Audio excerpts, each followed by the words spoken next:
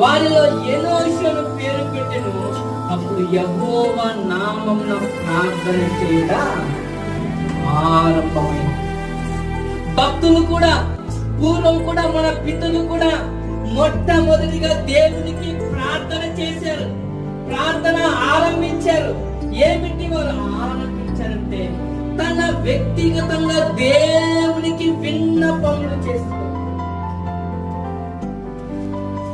నీ వ్యక్తిగతంగా ఎలాంటి అక్రమతో ఉన్నావో, నీ వ్యక్తిగతంగా ఎలాంటి అవసరంలో ఉన్నావో, ఎలాంటి ఇబ్బందులతో ఉన్నావో, ఎలాంటి ఇరుకులతో ఉన్నావో, నీవు ప్రార్థన ఆరంభించి దేవునికి నీ విన్నపములను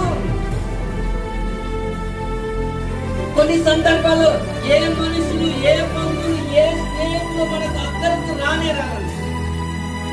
ఎవరు కూడా మన అవసరాలు తీర్చనే తీరండి. కానీ